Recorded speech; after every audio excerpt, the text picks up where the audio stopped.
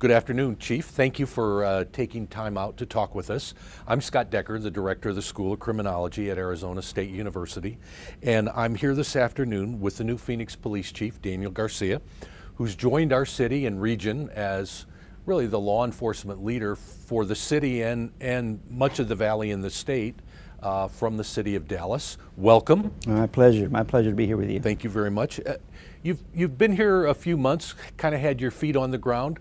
Can you give us a sense of what the major differences are between Dallas and Phoenix, Texas and Arizona? Let's get right to the department aspect of it. Sure. The police department, from a city perspective, the city of Dallas wasn't having the budget issues that we're seeing here in the city of Phoenix. So right off the bat, that's been I knew what I was walking into, a department that wasn't about to be hiring staffing issues. But that's the issue that's the difference right now. There is a staffing freeze right now in the city of Phoenix, where in Dallas there was not.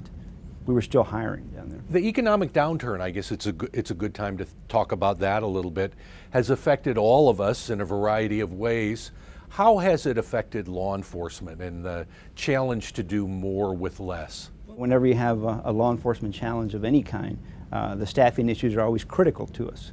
Having enough people to in essence do strong patrolling and such. So from that standpoint, you got to do things smarter. So I think from coming in from Dallas into Phoenix, one of the things that I've looked at very strongly is the core process of everything we do. Everything from answering a call for service to how we dispatch the calls, and anything that has a core process to it has got to be looked at and reviewed and looked at strongly. The answer just can't be send a patrol car to each of the problems now. What role does technology play, for example, in trying to do smarter policing? As we move down the road in policing, and let's just say specific to the city of Phoenix, the Phoenix Police Department is in the process of looking at a record management system. You know, a record management system from an intelligence standpoint, from a staffing standpoint, from a crime statistics standpoint, will play a huge role as to what we need and how we're doing and how we measure it as we move from day-to-day operations. Yeah, and a new records management system can be quite expensive. Very expensive. As well, and there's training costs associated with that as well. Are there other technological advances that the department, cameras on officers and the like, that the department's engaging? We're exploring cameras on officers. I'm a strong advocate of starting at the basics. You know, coming in from the Dallas Police Department, one of the things I wanted to know immediately was, how are our officers policing? And I try to have a bit of dialogue with everybody, but the fact is I can't take chances that every officer knows what every other officer knows. And if we did that, if we knew that, it would be a very big plus for us. So what I started with, I've kind of developed an operational plan that I had in Dallas, and I dusted it off and brought it to Phoenix. And that's basically asking officers, I believe that random patrols will give you random results. I want officers out there with a daily plan. And every time they get in that squad car, they're not going to be sent somewhere by a dispatcher. That's part of the police work we do. But I wanted officers to focus on persons, places, and behaviors. High enforcement locations, high offense locations. Those kinds of information are critical to what we do on daily operation. Sounds like the crime triangle that's so important to community policing. What are some of the other challenges that a new chief faces coming in from the outside? Probably first and foremost is coming in and making an impact with a department that really doesn't know you. So coming in and gaining the confidence of the officers is probably the first issue you're going to be facing. And from that standpoint, I feel very strongly that from my end, I've been able to come in and garner confidence from the officers, basically because of the fact that I came in and started talking about how to fight crime. And that was very important for me to establish. Once we've done that, and we have, and we've got these operational plans focused now, and we're headed that direction, it kind of sends a message that your police chief is concentrating on the basics of fighting crime, and then we work our way up. One of the things I hear quite often when I'm in Washington is relationships. Relationships with the community, relationships with other law enforcement agencies and other criminal justice groups.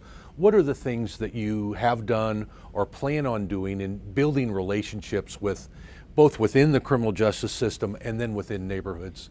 Well, I found myself in a tremendous opportunity in being the new chief of police of Phoenix. and I was welcomed immediately by the law enforcement community, federal, state, city. I was brought in, and immediately a gathering was hosted where it was face-to-face dialogue with a number of my counterparts, and I thought that was critically important to send the message, and that was orchestrated by them, not me. And I really found that to be just a tremendous welcome.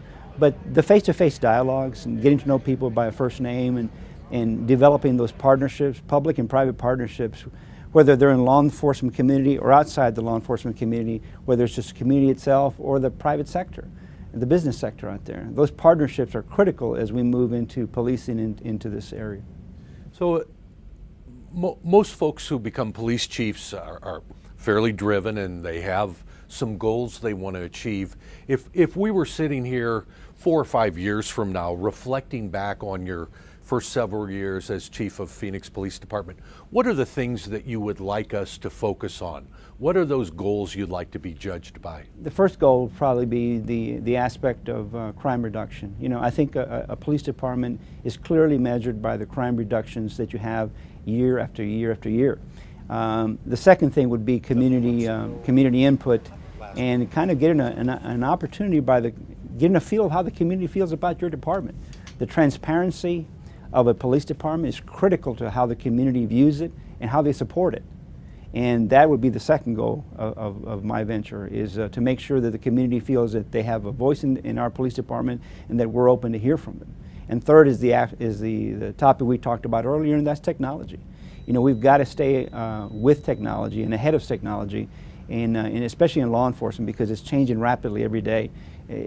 Technology is a blessing for us, but it's also, in one side, a curse for us, because the criminals know how to use technology as well, and they develop new ways to commit crime. Even a casual reader or follower of news in Arizona knows about SB 1070 and the recent Supreme Court decision.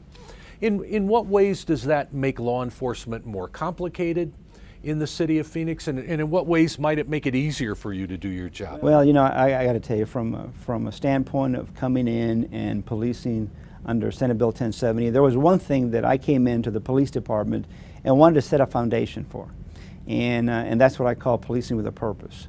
It's going to be the foundation of the Phoenix Police Department, and policing with a purpose is, first and foremost, it's ensuring and nurturing democracy, it's justice, it's a spirit of service, it's fundamental fairness, and protecting people from harm. Now, that was my mantra from day one as I came into the Phoenix Police Department. But as we started talking about Senate Bill 1070, those 5 principles are absolutely the same thing. We want to treat people with dignity and respect, which I believe is the ethical foundation of law enforcement.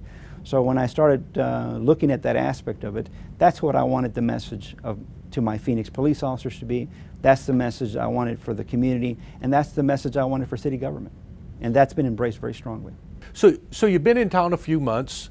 You hit the ground running, that's for sure. What are the biggest surprises? You know, surprises, you know, I got to tell you, Scott, there really hasn't been too many surprises for me.